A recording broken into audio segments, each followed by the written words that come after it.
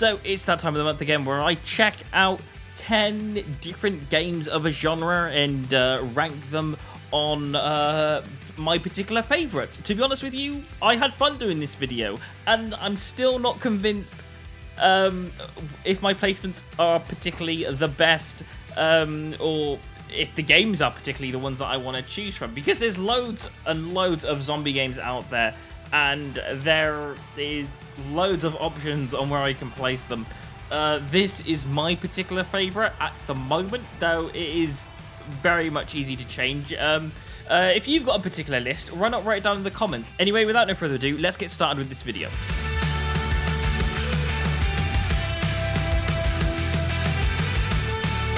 Starting off with the first game on our list, it's the very classic Left 4 Dead 2. I was kind of debating where this should be on the list, but I put it down at number 10 because as much as I love it, I think there are definitely some more interesting zombie games now out there. So this is why it gets number 10. I will say this about the game. I absolutely love it. I love the fact of what it is. It's a get from A to B type of zombie game. So grab weapons, grab your melee weapons or guns, get your team together, grab health kits or whatever you want, get some throwables, and get to the safe zone. As you make your way to the safe zone, you'll be attacked by hordes and hordes of zombies coming from left, right, and center, and even some special infected as well that may try to attack you. Now, there is points in this game where you've kind of got to keep it down in noise, because if you make too much noise, zombies are going to come out and attack you. I mean, they come out anyway, but there are more than normal when you make sound. And of course, there are little side objectives where you have to make noise. So for example, you have to walk into a store, the store alarm will go off, and it will hinder your time when you're trying to get bottles of cola from A to B so you can explode something that will get you to the next area. Anyway, eventually you'll get to the safe house, and that will be a level complete within the current chapter that you're in. I think there's about 4 or 5 levels debating which chapter you do. And as you can see, there are loads of different chapters on screen that you can choose from, so you can go wild in this game. The next game is Black Ops 2 Zombies mode. I mean, you could probably do any Black Ops for this. I'm not really going to say which Black Ops you prefer when it comes to zombie modes. My personal favourite zombie maps are from Black Ops 2. Those are the ones I like, so that's why I'm showing you this particular game. What you do inside this is you take down zombies, pretty much, and you try to survive as many rounds as possible. To help you out doing that, you will run up to walls with these little gun, little graphics on the wall sides, and you'll be able to buy them with the points that you earn for killing zombies. So the more zombies you kill, the more points you earn, and the more weapons you can buy. However, every round the zombies will get stronger and stronger. One thing I really love about this game is the fact that you've got the freedom to go in any direction you want. There's no one-way system or one direction of how to play this game. You can do this however you like as long as you don't die. When you've racked up enough points, you can use the random weapon crate box, and it will give you a random weapon that you can choose from. Sometimes it's good, sometimes it's bad. I got this little thing called the M1911, and I think it's going to absolutely destroy the zombies, to be honest with you. However, I haven't played this game in a very long time, and I accidentally got killed immediately just from running around a zombie. That was a bit of a nightmare for me. Anyway, we'll ignore that. We'll move on to the next game.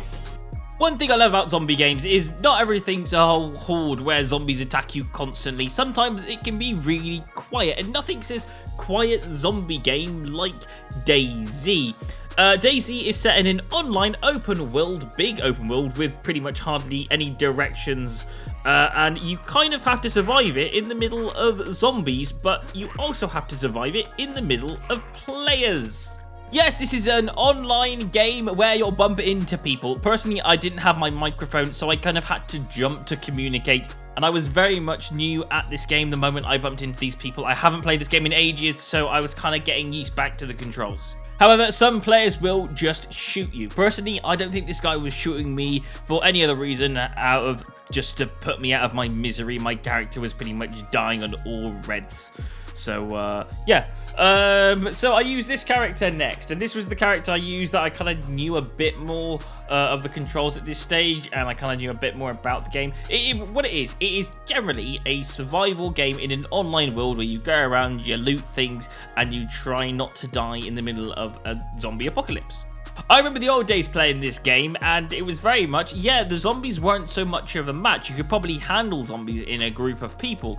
However, the main issue that you had is you could do loads of stuff inside this game and then get sniped off the last minute by another player. This game is about how you survive and also trying not to die, but eventually you will. That's the part of the game. That's what DayZ is. You will die eventually. It's just not knowing how or when. Anyway, this is a really good online zombie game, and I suggest if you want to play an online zombie game, then check out DayZ. The next game on my list is Dead Island 2.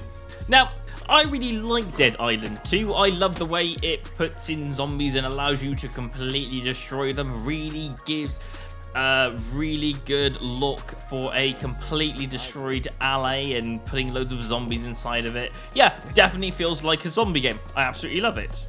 I also love the fact that it's set in LA and you get to explore this whole Hollywood vibe of seeing what happens when a zombie apocalypse hits this area. It kind of feels a little bit like what would happen if GTA was infected by zombies and you were in a first-person game and you had to use fists to destroy everything. Alright, apart from it being in LA, it's a completely different game. But yeah, still though, it's got the right vibe. That's what I love about games set in LA. You gotta get the right vibe. Anyway, this game is pretty much all about leveling up, going to new areas, leveling up more, killing loads of zombies, leveling up, and just exploring the world that it's giving you. Yeah, pretty much it's just a big open world zombie destroy them all up. I don't know what else to call this, but anyway, yeah, there you go, Dead Island 2. The next game on our list is called Zombie Army Dead War 4, and basically it poses the question, what would happen if Hitler raised an army of the dead before he lost the war? And, well, this game just tells you pretty much what would happen if that was a reality. So, there you go. You're fighting in a war with loads of zombies trying to attack you. But don't worry, Hitler's gone, he's dead, they already killed him. This game is all about taking back the world from the zombies. So yeah, you can kind of see how this is going to be a very interesting playing field. Loads of zombies versus a few couple of people. Yes, this is going to be one mad game and it looks beautiful. It does parallel a little bit with Left 4 Dead, however, it's third person, it's set in World War II, it's got some interesting weapon choices, everything just feels a little bit more interesting. I like this better than Left 4 Dead 2, and you know, that's my own personal opinion. Tell me what your thoughts are. Again, it is a beautiful game. I just like the way the hordes are just so slow instead of running at you super fast, and you just have the ability to use all your time to try to take them all down. But again, they may be slow, but there's a lot of them. If they get around you, you know, you should be scared. You should start trying to think about where to move to. Yeah, so again, beautiful game, absolutely love it. Next on my list is Dead Rising 3. Yes, I know all the Dead Rising fans are going, why isn't it Dead Rising 1 or 2? 2's the best game, 1's the second best game, 3 should not be on the list whatsoever. However, to me, I like all of the games, and I do agree. I think those other two are great. I want to showcase number 3. That's my own choice. Again, I absolutely love this game. This game is beautiful. This game is an open world map with loads of zombies. One thing I love about Dead Rising is you don't have to follow the story. There's no rules against going against the story. Of course, if you do follow the story, that's brilliant. You always have the objective to save as many survivors as possible. That's your own choice. You don't have to do anything if you don't want to do it. You can just run around the city and just kill loads of zombies if you did so wish. But I think kind of the way most of us play it is to try and save as much survivors, take down as many bad guys, and kill loads of zombies and drive cars around everywhere. Yeah, I think that's kind of the way we play Dead Rising 3. I think one of the most unique features about this game is this game doesn't encourage you to kill all the zombies, unlike a lot of other games. A lot of the other games will be like, oh yeah, try and take down as many zombies as possible. Where there are a few games that I may have on the list, this is one of them, that are like, no, you don't have to kill all the zombies. You just have to figure out a way to get from A to B. And I think that's just beautiful. It pretty much happens in any Dead Rising game. You don't have to kill the zombies. You just have to get past them. And the best way to do that in Dead Rising 3, obviously, is by vehicle. I'm using this big machine vehicle, and it's doing a very good job. Again, this game is heavily built on story, and if you play other Dead Rising games, you'll know that there are a multitude of different endings that you can have with these games. So, yeah, the way you play may determine slightly, or may have a little bit of effect on how any of the endings will go inside this game. So, yeah, there you go, Dead Rising 3. We'll move on to the next game. And the next game on the list is State of Decay 2. It's generally, again, also one of my more favorite zombie games. I love playing this game. This is generally one of my favorites. This game's flaw and its awesomeness is the same thing. There's no story in this game. You play this game however you want. There's no rules. There's no way to play this game. Of course, what you do inside this game is you start off with a few number of survivors and you take them to their first safe house, and from there, after that, the game's yours. Move to bigger safe houses, collect more survivors, do what you like. It's a free-for-all. You get to trade, drive vehicles, take down plague carts, take down loads of zombies, try not to get infected yourself, and switch between different characters. You're not forced to stay as the same character. This game has so much in it, and the only thing that it doesn't have is a story. But honestly, that's one of the good things about this game. You don't have to follow chapters or markers or anything. The chapters and markers are up to you. Anyway, let's move on to the next one. Slipping and sliding next with this next one. This is Dying Light the Beast, basically the parkour zombie game. Zombies are going to be very easy to take out inside this game when they're by themselves. When they're in a group, they're a little bit more tricky, so kind of choose your battles. There's a mode inside this game which is called Rage Mode, which is why it's called Dying Like the Beast, that allows you to turn like a super-powered infected mode on and be able to take out zombies with very little effort. It doesn't last forever, so when it does activate, try and take out as many zombies as possible so you get a cleaner path. There are also boss battles that you can do. These are with special zombies that will appear throughout the game that you'll be able to take out. So try and be careful around those ones. I think each one of these have got something unique about them. So yeah, just keep an eye out for any zombies that look a bit different and they look like they're actually going to just charge at you and take you out. Yeah, watch out for those ones. And to get around this game, you'll be driving in a car, which will come with a waypoint arrow, so you know exactly where to go when you place a marker on your map. And you can also run across buildings as well. It's a little bit tricky, but you eventually do get used to it.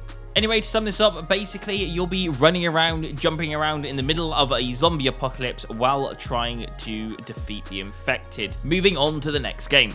And the next is we have the Telltale The Walking Dead. You know what? Generally, I really enjoyed this game. This is one of my favorites to play for some odd reason. I think the reason I kind of am more interested in this game is because zombies are an element in the world. They are not the full world altogether. So, for example, you know, the story, the world is one thing, and the zombies just so happen to be an element in the world that you kind of have to avoid. Yeah, they're a key part of it because there's a whole load of them, but the main story is how you and the people around you cope in the situation. And if we're going to talk about a game that has zombies as an element inside of them, this last game on my list, this number one in my choice, this is my personal choice, as I just remind you. Again, you can have a completely different choice. This is possibly one of my favourite zombie games, The Last of Us. I think this is possibly the best one to put on top, in my personal opinion. However, you might have something else. In this game, you follow the story as Joel as he combats and fights through the world that just so happens to have infected inside of it. I say that very heavily because parts of the battle will be fighting other humans. And yes, this game does have the element of sneaking around inside of it, where you can take out people from behind as long as they don't see you, which is a really nice element. But we're talking about zombie games here, so I have to include infected. So yeah, basically, this game kind of breaks it up. There are points when you fight humans, there are points when you fight infected, and you have to survive in this broken 20-year post-apocalyptic world. Where I think it helps because it kind of breaks the game up. Some of the time you're just exploring, some of the times you're trying to get past different areas of the world by finding something and using it to climb onto something else. Some of the other times you're fighting zombies, and some of the other times you're fighting humans. It just breaks the game up a little bit, and it's really nice. And throughout the game, you'll be joined by Ellie, who will be able to help and assist you as you navigate this world. She's the little girl just there on the left. You'll be accompanied by other people along the way, but she will be the one that will stick through the whole process, because part of this game is getting her from A to B. That's part of the job. She's the person that's going to need to survive. Anyway, that's my top 10 list. Hopefully you enjoyed. If you did enjoy, please don't forget to like and subscribe and tell me what you think about the video. I will see you guys on another Jump Inside video very soon. Thanks for watching, and goodbye.